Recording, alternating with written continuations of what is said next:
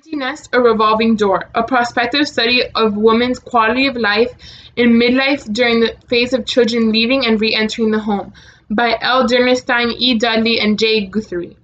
So in this article, basically they're going to be studying the changes in household composition and the effects on women's quality of life of children leaving and returning home.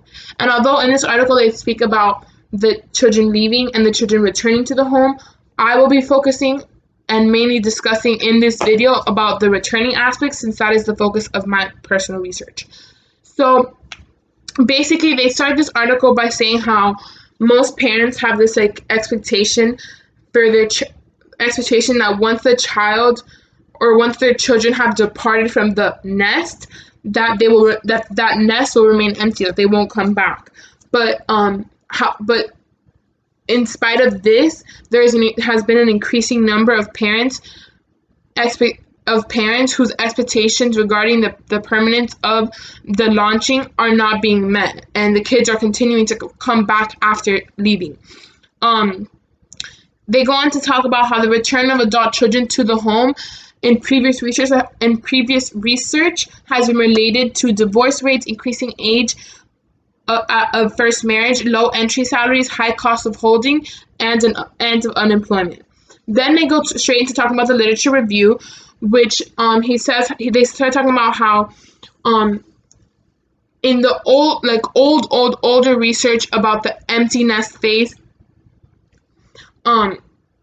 they found in this literature and in this research that the empty nest was a time of crisis for mothers, and that it was associated with high levels of marital conflict and low marital satisfaction, and that during the transition to the empty nest. But so then he basically says that this is what the older research was saying, but now he goes on to talk about the limitations of this old research. He says that in this research, many of these studies were flawed by using small, convenient clinical samples and with inherent biases. He also says that most of these studies used had been cross-sectional, so that the cohort and other effects could not be controlled, and these effects reflected societal changes. He then goes to talk about the more recent studies about this subject, and he states how these more recent studies are not supporting the earlier assertion that the empty nest was associated with individual and marital crisis. That, however, these new studies are finding that the empty nest is something that parents look forward to, and that they prepare for, and do not find stressful at all. He says that other research is also talking about how parents' marriages are adversely affected by the presence of an adult child in the home. He says that even these recent studies, even though they're more recent and stuff, they also still have limitations. He talks about how most of these studies were based off secondary analysis that were designed to assess other research questions, and due to this, there has not been a complete documentation on whether or not there was an empty nest or the recency of it. In addition, he talks about how few of these recent studies have used population-based sampling or validated measures of different aspects of quality of life, including sexual functioning and feelings about partner. And they haven't used longitudinal design, so that change in these measures could be ascertained. So he says that he himself in his research will be doing this, since he thinks there's a lack of that in other research. The aim of this present study is to document changes in household composition in this contemporary sample of mid-age Australian-born women over an 8-year period of follow-up, and to determine effects on women's quality of life of children leaving and returning to the home. So now to the methods.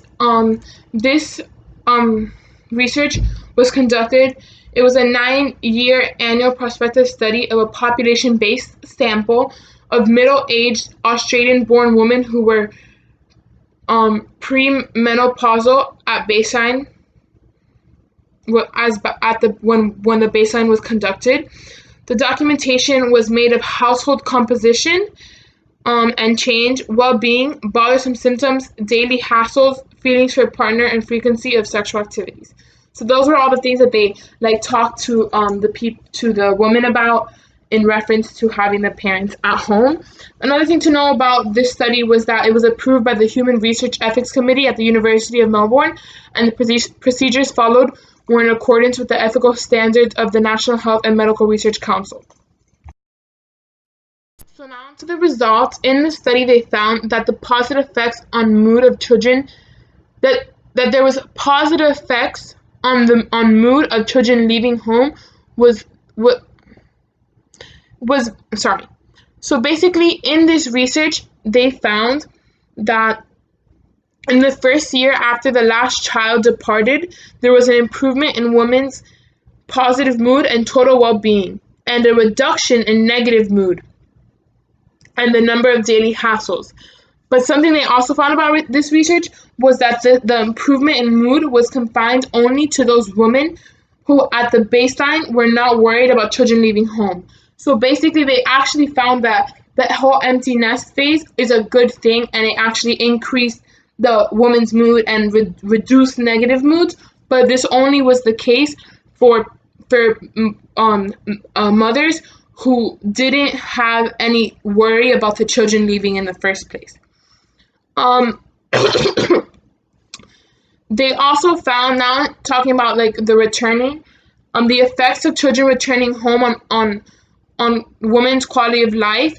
This is what I'm going to be focusing more on. They found that there was no significant change in any of the other variables they studied, such as the moods or the well-beings or the number of symptoms or the number of hassles or anything like that.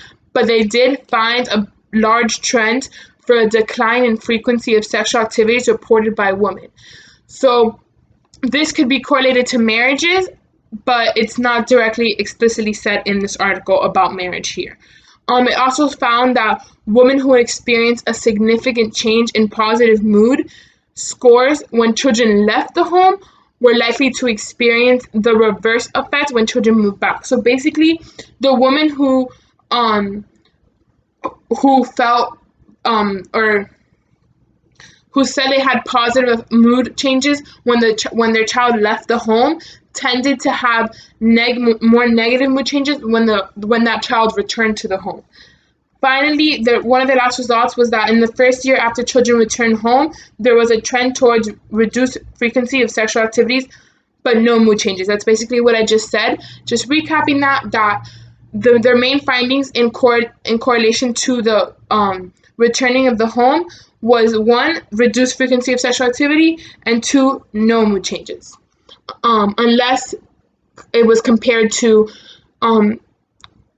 how the mood was when the children originally left. But basically, that is the main results and findings of this article.